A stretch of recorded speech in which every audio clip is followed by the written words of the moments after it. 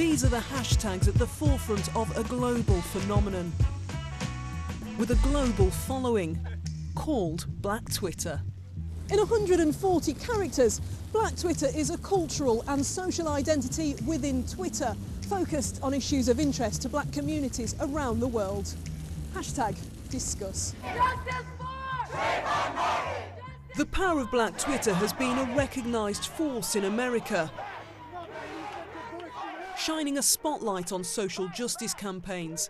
The hashtag Black Lives Matter was started following the shooting of black teenager Trayvon Martin 3 years ago. But what does it mean for black Britons? Jessie Bernard is a 25-year-old social media consultant. Cool. So I created a hashtag called Black Rock and Roll, and the idea was to just champion black rock and roll artists such as James Brown, Mamie Smith, Bo Diddley, Little Richard. And this is 21-year-old Emanuela Okanubi. She started a global hair company at the age of 17. For both, Black Twitter has been a platform for progress. A way to showcase our talents and to showcase our skills. For example, young business owners like myself, people in the arts, creative people. I feel that we're controlling the narrative of what's happening in our communities now. It's not just a case of kind of mainstream kind of media coming in, telling their side of the story. It's us telling our side of the story, which presents another side of the arguments. But I really feel like it's growing in the UK, so it is becoming quite a bit of a community now on Twitter for black young people especially. When you talk about the black communities, like kind of in real life, Black Twitter is just a kind of digital version of that. It definitely isn't just things that you are specifically interested in. It opens your eyes to a whole new world of different things that you may not have looked into before. I'm sure when the creators of Twitter kind of created it, they must have had an idea that people would come together based on their shared interests. I just don't think they kind of imagined how powerful it would be kind of 10 years later in 2015. I'm at the point of fieldwork, so I'm going out and I'm talking to a set number of people who I refer to as charismatic black digital publics, and I'm talking to them about how they use these social networking platforms. Leona Satchell Samuels at Leeds University is researching the growth of Black Twitter and its followers here in the UK.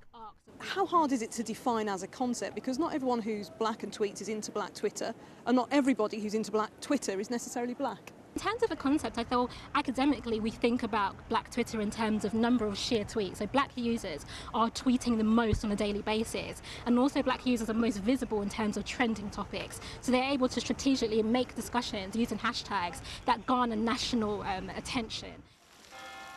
So, Black Twitter's a strong message to the mainstream media, but not everyone agrees with the label. Some believe there is a danger it will lead to stereotyping and segregation on social media. How do you feel about the definition Black Twitter? Well, I feel uncomfortable with it because it makes it a ghettoiser. You know, there's a white Twitter. I'm not saying there aren't black people on Twitter. Of course there are. But the idea that black people have hijacked Twitter. Twitter is a communications media, is a social media, and it allows you to create communities. And black is just one community. Just in the same way there's a feminist community out there, there's a lesbian and gay community, there's a Chelsea football community, there's a wide number of communities, and the black is just part of it. And I'd even go further, say within that black, there's many different versions of black within Twitter. This is Smethwick in Sandwell. In the 1960s, it was a battleground for black civil rights. It was necessary to bring in outsiders such as the great late Malcolm X, who came here in 1965 and walked these streets. Marshall Street is very significant because this is where he came and expressed his displeasure at the way black people were being treated. We proved we could live without social media. But now it's just a touch of a button. You know, I mean, it should have been interesting if we had that in those time, but we didn't. But it was word of mouth. People knew that there was going to be something down south, or up south, or at this time, just to borrow a Jamaican phraseology. You know, and they were there, you know, because and they rallied to the call. We've heard about the struggle on the streets back then, but how important is social media now in terms of social injustice? Social media such as Twitter, Facebook, makes me as a black person feel safer, to be quite frank, because I know that whatever is going on, it can't be hidden. My name's Carl Thomas and I'm an IT student. Hi, my name is Amano Inai. I spend usually about 5 or more hours on the internet a day. I'm Shanice Evans. I have 300 followers on Twitter and 700 friends on Facebook.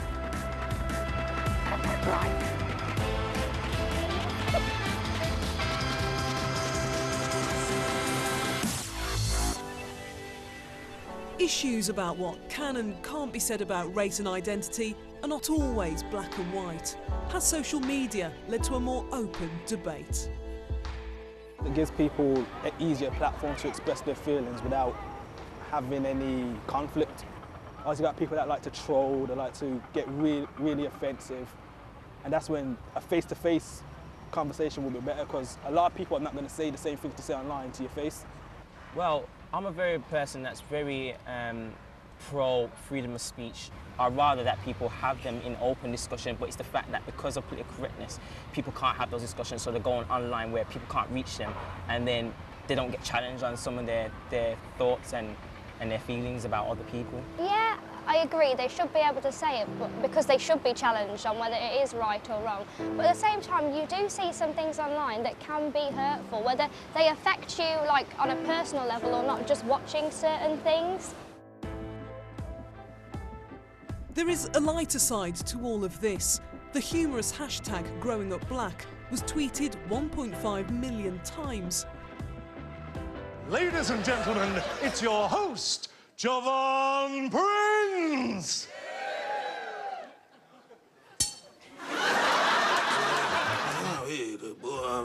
Comedian Javon Prince believes social media has helped us to see the funny side of race. This would never happen to Lenny Henry. I'm gonna tweet that now. Recently we had the whole hashtag #GrowingUpBlack. It was funny. A lot of people got involved. Do you think through social media actually more people are talking about issues to do with race? Yeah, I think so. But it's just sort of, this is another medium to sort of filter, you know, speak your words and say what it's like for you as a black person growing up, and difficulties or similarities, or, you know. So I think it's great. The hashtag #GrowingUpBlack was part of what they call Black Twitter. Do you agree with that? I think Twitter should just be Twitter. You know, when you start putting black and white and separating things, that's when problems occur, you know? So if we all just talk about, we all have the same problems. Everything's tweeted, everything's tweeted. You can put in any subject and that's going to be on Twitter. Right, we need to tweet this. Now, right now. Tweet. Come on, yeah, right, okay, this is good, this is good. Okay, let's do should we do a double selfie? Is that how it works? Yeah, let's do it. Okay, let's go for a double selfie. As a concept and community, defining Black Twitter can be complicated, but there's no doubt about its impact for those following the trend.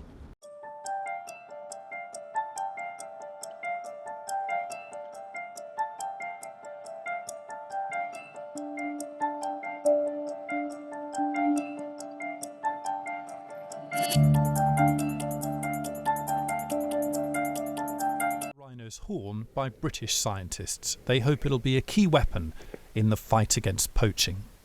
You need to catch the poacher red-handed, and that's what we're setting out to do, and that's what we can do. Dr. Paul O'Donoghue has worked in rhino conservation